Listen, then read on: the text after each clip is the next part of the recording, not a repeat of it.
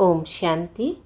अव्यक्त मुरली सीरीज में आज की मुरली है 18 जनवरी 71। मुरली का हेडलाइन अव्यक्त स्थिति द्वारा सेवा। आज आवाज़ से परे जाने का दिन रखा हुआ है, तो बाप दादा भी आवाज़ में कैसे आए? आवाज़ से परे रहने का अभ्यास बहुत आवश्यक है। आवाज़ में आकर जो आत्माओं की सेवा करते हो, उससे अधिक आवाज़ से परे स्थिति में स्थित होकर सेवा करने से सेवा का प्रत्यक्ष प्रमाण देख सकेंगे। अपनी अव्यक्त स्थिति होने से अन्य आत्माओं को भी अव्यक्त स्थिति का 1 सेकंड में अनुभव कराया तो वो प्रत्यक्ष फल स्वरूप आपके सम्मुख दिखाई देगा। आवाज़ से परे स्थिति में स्थित हो, फिर आवाज़ में आने से वो आवाज़ नहीं लगेगा, लेकिन उस आवाज़ में भी अव्यक्ति वाइब्रेशन का प्रवाह किसी को भी बाप की तरफ आकर्षित करेगा। वो आवाज़ सुनते हुए उन्हों को आपकी अव्यक्त स्थिति का अनुभव होने लगेगा। जैसे इस साकार सृष्टि में छोटे बच्चों को लोरी देते हैं, वो भी आवाज़ होता है, लेकिन वो आवाज़ से परे ले जाने का साधन होता है। ऐसे ही अव्यक्त स्थिति में स्थित होकर आवाज़ में आओ तो आवाज़ से परे स्थिति का अनुभव करा सकते हो। 1 सेकंड की अव्यक्त स्थिति का अनुभव आत्मा को अविनाशी संबंध में जोड़ सकता है। ऐसा अटूट संबंध जुट जाता है जो माया भी उस अनुभवी आत्मा को हिला नहीं सकती। सिर्फ आवाज़ द्वारा प्रभावित हुई आत्माएं अनेक आवाज़ सुनने से आवागमन में आ जाती है, लेकिन अव्यक्त स्थिति में स्थित हुए आवाज़ द्वारा अनुभवी आत्माएं आवागमन से छूट जाती है। ऐसी आत्मा के ऊपर किसी भी रूप का प्रभाव नहीं पड़ सकता। सदैव अपने को कंबाइंड समझ कंबाइंड रूप की सर्विस करो, अर्थात अव्यक्त स्थिति और फिर आवाज़, दोनों की कंबाइंड रूप की सर्विस वारिस बनाएगी। सिर्फ आवाज़ द्वारा सर्विस करने से प्रजा बनती जा रही है, तो अब सर्विस में नवीनता लाओ। इस प्रकार की सर्विस करने का साधन कौन सा है? जिस समय सर्विस करते हो उस समय मंथन चलता है, लेकिन याद में मगन। यह स्टेज मंथन की स्टेज से कम होती है। दूसरे के तरफ ध्यान अधिक रहता है, अपनी अव्यक्त स्थिति की तरफ ध्यान कम रहता है। इस कारण ज्ञान के विस्तार का प्रभाव पड़ता है, लेकिन लगन में मगन रहने का प्रभाव कम दिखाई देता है। रिजल्ट में यह कहते हैं कि ज्ञान बहुत ऊंचा है, लेकिन मगन रहना है, यह हिम्मत नहीं रखते, क्योंकि अव्यक्त स्थिति द्वारा लगन का अर्थात संबंध जोड़ने का अनुभव नहीं किया है। बाकी थोड़ा कणा दाना लेने से प्रजा बन जाती है।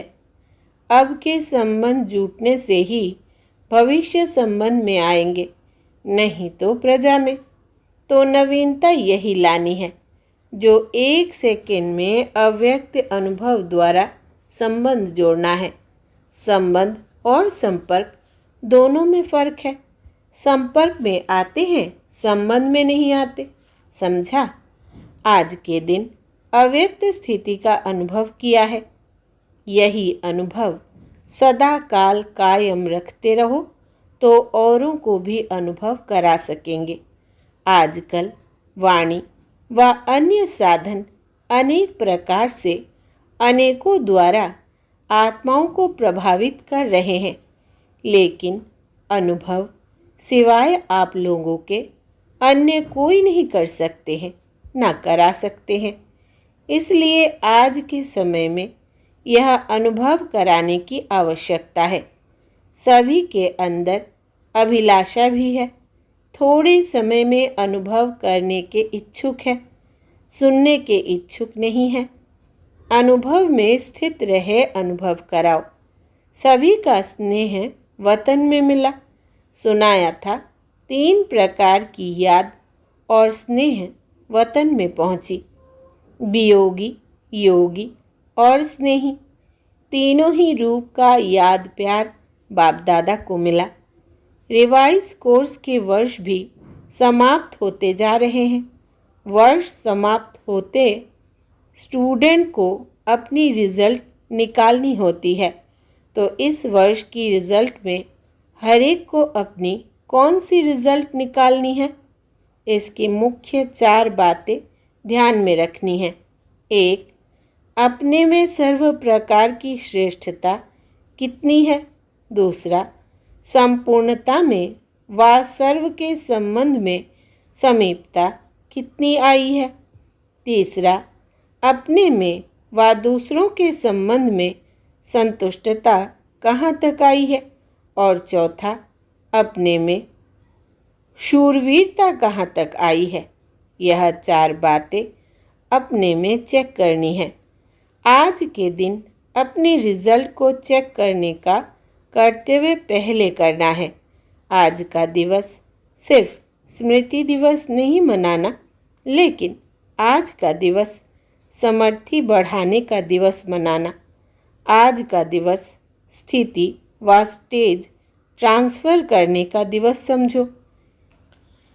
जैसे आजकल ट्रांसपेरेंट चीज़ें अच्छी लगती है ना, वैसे अपने को भी ऐसी ट्रांसपेरेंट स्थिति में ट्रांसफ़र करना है। आज के दिन का महत्व समझा। ऐसे ट्रांसपेरेंट हो जाओ जो आपके शरीर के अंदर जो आत्मा विराजमान है वो स्पष्ट सभी को दिखाई दे। आपका आत्मिक स्वरूप उन्हों को अपने आत्मिक स्वरूप का साक्षात्कार कराए। इसको ही कहते हैं अव्यक्ति व आत्मिक स्थिति का अनुभव कराना। आज याद के यात्रा की रिजल्ट क्या थी? स्नेह स्वरूप थी या शक्ति स्वरूप थी? यह स्नेह भी शक्ति का वरदान प्राप्त कराता है। तो आज स्नेह का वरदान प्राप्त करने का दिवस है। एक होती है पुरुषार्थ से प्राप्ति, दूसरी होती है वरदान से प्राप्ति। तो आज का दिन पुरुषार्थ से शक्ति प्राप्त करने का नहीं, लेकिन स्नेह द्वारा शक्ति का वरदान प्राप्त करने का दिवस है। आज के दिन को विशेष वरदान का दिन समझना। स्नेह द्वारा कोई भी वरदाता से वर प्राप्त हो सकता है। समझा? पुरुषार्थ द्वारा नहीं, लेकिन स्नेह द्वारा। किसने कितना वरदान लिया है वो हर एक के ऊपर है, लेकिन स्नेह द्वारा सभी समीप आकर वरदान प्राप्त कर सकते हैं। वरदान के दिवस को जितना जो समझ सके उतना ही पा सकता है। कैच करने वाले की कमाल होती है।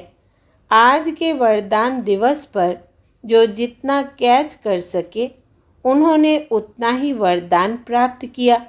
जैसे पुरुषार्थ करते हो, एक बाप के सिवाय और कोई याद आकर्षित ना करे, ऐसे आज का दिन सहज याद का अनुभव किया। अच्छा, पूरी मुरली से विशेष बात, जैसे छोटे बच्चों को लोरी देते हैं, वो भी आवाज़ होता है, लेकिन वो आवाज़ से परे ले जाने का साधन होता है। ऐसे ही अव्यक्त स्थिति में स्थित होकर आवाज़ में आओ तो आवाज़ से परे स्थिति का अनुभव करा सकते हो।